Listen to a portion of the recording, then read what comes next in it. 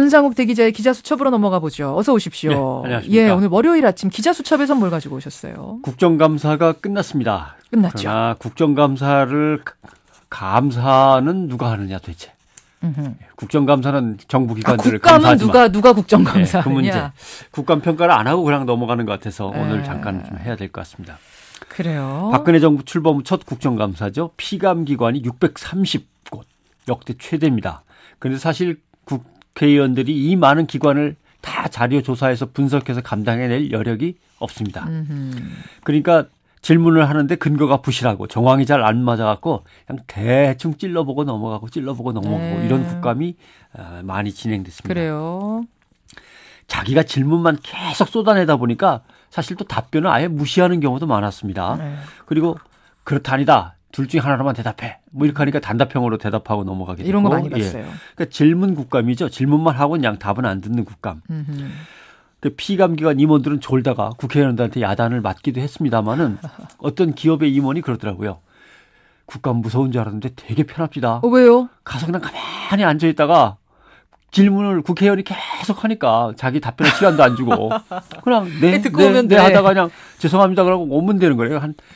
전부 다 합쳐서 한 15초 했다는 사람도 있고 야. 20초 했다는 사람, 제일 짧은 사람은 한 10초 정도 얘기한 것 같다. 이것저것 합쳐서. 편한 국감이었다. 예. 이 얘기는 굉장히 이건 되게 국회의원으로서 편했답니다. 수치스러운 아주, 예. 얘기인데. 그리고 또 이제 엉뚱한 것도 있었죠. 국회의원들이 이제 갑질을 한다고 이제 흔히 얘기를 하죠. 예.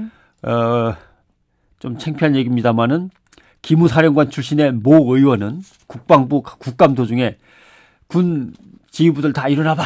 일어났습니다. 쫙 설명을 하고 자기 주장을 한 다음에 내 말을 옳다고 생각하는 사람은 앉고 틀리다고 생각하는 사람은 서 있어. 이렇게 되면은 앉으라는 게 설한 얘기입니까?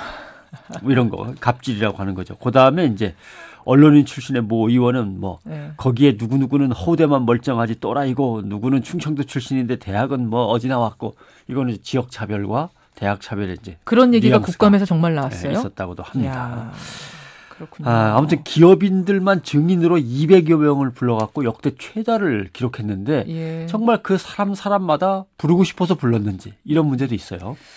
그러니까 지금 말씀 듣다 보면 국회의원을 견제할 기관은 과연 있는가? 네. 이런 의문이 들어요. 그렇죠. 국회의원은 도대체 누가 감사하고 국정감사는 어떻게 누가 또 누가 감사를 감사하느냐. 할 거냐 이런 게 있습니다.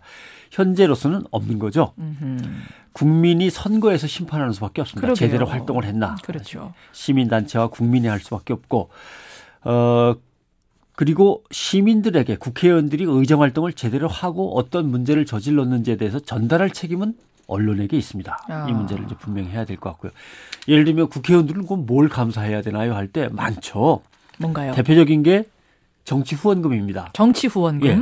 유권자들이 훌륭한 정치를 해달라고 돈을 모아서 국회의원들한테 건넸어요. 예. 그 돈은 어디에 써야 될까요? 정치하는 데 써야 됩니다. 그렇죠. 근데 막상 이제 명세서를 보면 주로 밥 먹는 데 많이 쓴 사람들이 많습니다. 밥을 먹어도 좋지만 그 돈으로 정치 후원금으로 다만 후원금을 모금하거나 선거운동을 할 때 식사비로 써야지 친구들하고 밥 먹거나 동창들 불러서 밥 먹는 데 쓰면 안 됩니다. 그죠? 그러네요. 그리고 원칙적으로 엄격하게 따진다면 국회의원들끼리 밥 먹거나 국회의원과 국회의원 보좌관이 밥 먹는 데는 이 정치 후원금을 쓰면 안 됩니다. 예.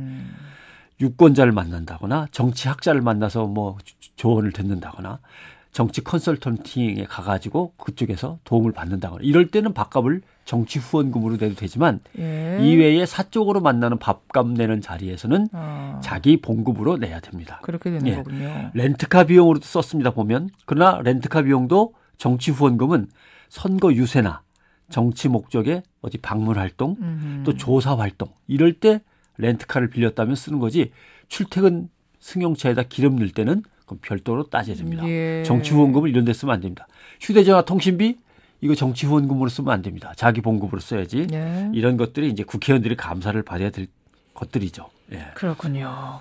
사적인 용도로 쓰이는 경우들 어떤 것들 더 좀 조사를 해보셨어요? 예를 들면 개인 살림살이에 가끔 쓰는 경우도 있습니다. 물건 산다든가 뭐 이런. 그러니까 누구한테 빚진 걸 갚는다든가 또 누구한테 돈을 좀 빌리려고 가서 접대하는 데 쓴다든가 이거 안 됩니다. 예. 계모임 그다음에 향후의 회비, 동창회 회비 이런 거 안 됩니다. 그래요. 개인적인 여가나 취미 활동 절대 안 됩니다. 근데요. 밥 실컷 먹고 술 마시고 나서 영수증 내밀면서 아, 예, 지역 주민하고 간담회 했어요라고 하면 그걸 CCTV로 찍은 것도 아니고 국회의원을 갖다가 또 붙잡아다가 그 조사해보자고 데리고 다닐 수도 없고 예. 아, 이럴 감사기관이 없는 거죠. 그렇군요. 아무튼 국회의원에게 모아준 정치 후원금은 정치자금법에 따라서 정치 활동을 위해서만 사용하게 돼 있습니다. 예. 사적인 경비나 부정한 용도로 지출하면 안 됩니다. 국감은 어떻게 감시를 그럼 우리가 해야 될까요? 국정감사는 일단 시민단체들이 모니터링을 합니다. 이번에도 경실련에서 정말 열심히 일한 국회의원들 30명을 갖다가 이제 선정해서 발표했는데 실제로 국감제도는 이렇게 바뀌어야 됩니다.